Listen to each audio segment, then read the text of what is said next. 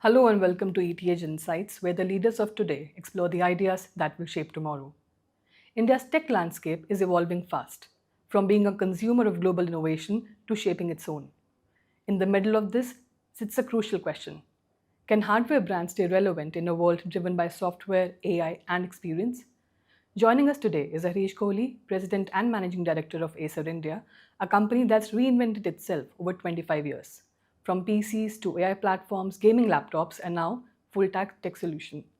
In this conversation, we will explore Acer's pivot from standardization to localization, how it evaluates risk while entering new verticals, and what leadership looks like when purpose and performance coexist.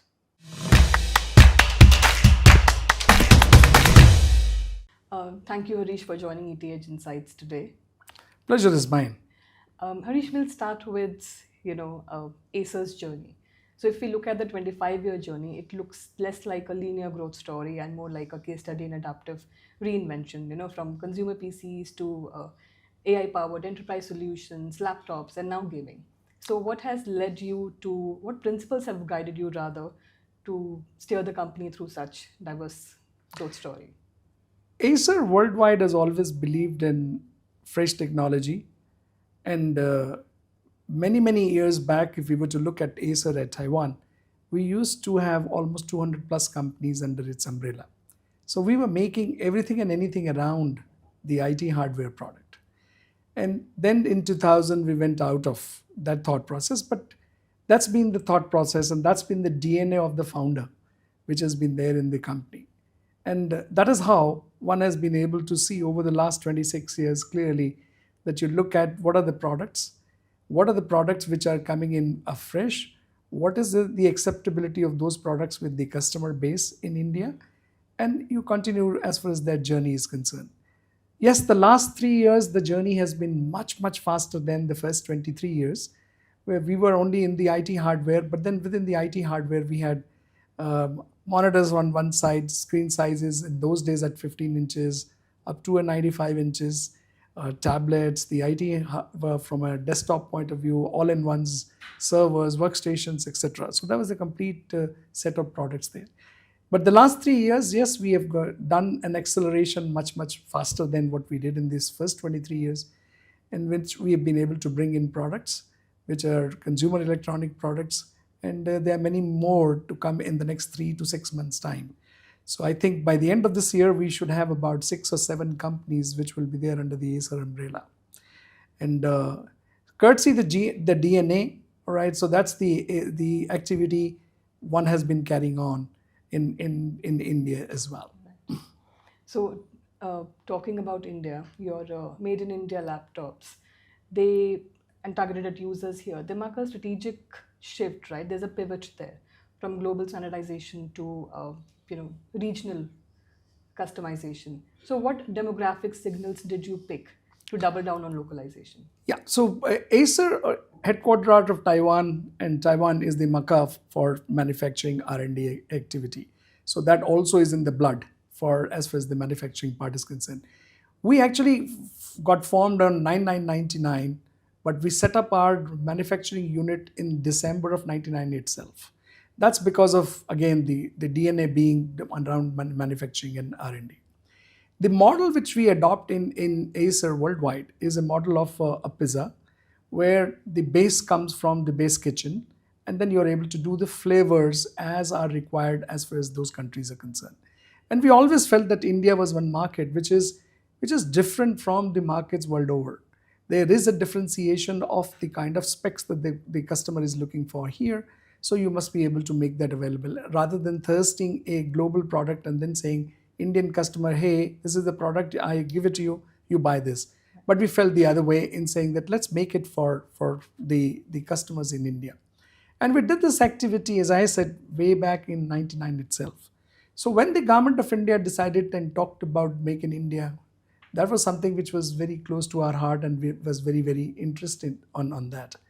So way back 3 years back itself, the government announced these incentive schemes, etc. The ODMs over here, we tied up. We have been the first of the people in the IT umbrella to be able to produce products in India, and the ODMs have been able to get the necessary incentives also claimed. So which means the targets which were set up by us for localization, doing it in India, we were able to achieve it here. So happy times that we want to see more and more of it happening and in India itself.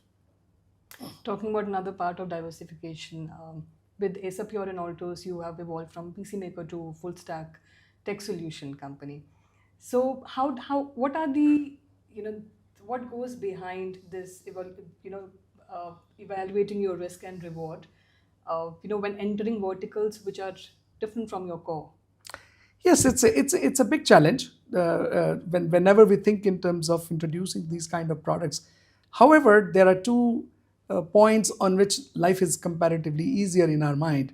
One, we have the customer base. At this particular stage, over the last 26 years, we carry close to 75 lakh customers that who are being serviced by us in the IT hardware space, and they have most of them have stayed on with us for that long a time. So we continuously feel that if we were to bring in a product which is different from their usage point of view, I think the same customer will accept as far as the brand is concerned. That has been the foremost point that we are able to. The world over, if you look at as far as the channel fraternity itself is concerned, it's in an evolution stage on a continuous basis. So we have the channel partners of ours who've been with us over the last 25 years, who are the people to whom we are able to provide these additional equipment to be able to be sold to the consumers. So if you look at the last 6-8 months time, very very unique combination is for the first time has been done by anybody. We have opened up some stores which have IT hardware and consumer electronics both put together. So the same product is being offered to for selling. And since these channel partners have been established with us over that long a time, the logistics model is in place. So it gives us more comfort and confidence that we should be able to do it. And that's exactly what we've been doing to bring in more and more of these products. Harish, talking about the IT hardware part itself, I think India is at a pivotal moment when it comes to tech manufacturing, especially when it comes to high-end hardware. Both as a creator and consumer of it. What do you think are some of the systemic bottlenecks that stops India from scale manufacturing, and what the country needs to prioritize to be, a global tech hardware hub? See, when we talk about manufacturing, then it is expected that you're doing a true manufacturing from an angle of components to be bought from here and put within the same country. Any of the ODMs would also set up a shop for manufacturing once the volumes are much more than as far as the India own specific requirement is concerned. We are a market which is only 14-15 million devices in a year. And that's too little for someone to think in terms of setting up shop here. So one, we need to have an increase taking place here. And two, of course, as far as the exports are concerned, the things which are happening right now in the last 3-4 months time, one can easily see that there is a lot of understandings which are taking place between one country to the other. Right. And there could be an export which could increase from India as well.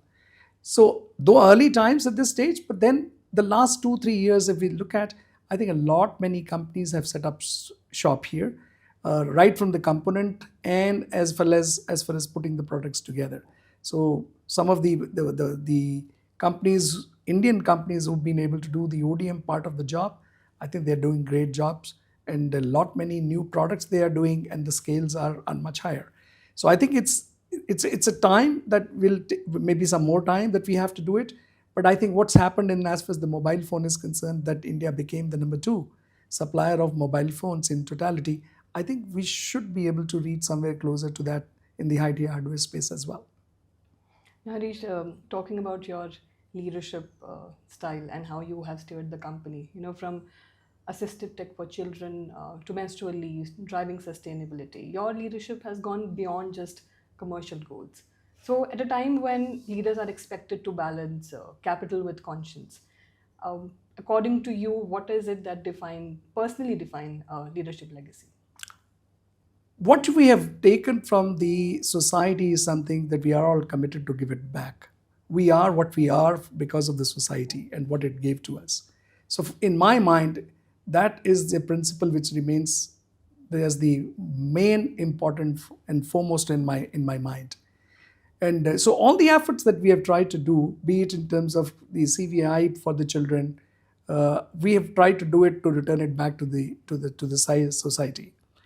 We are the fortunate ones, right? But then the fortunate ones need to do something for those.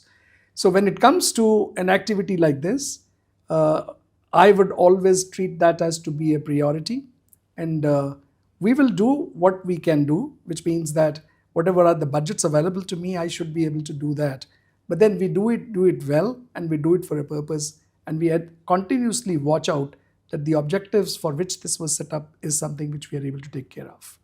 So it keeps us motivated to go in for more and more as the time progresses. Clearly, Acer is acing it, like, whether be in the hardware field or whether it's giving back to society. So thank you so much, Harish, for joining us Thank today. you. Thank you very It was a much. pleasure speaking to you. Thank you.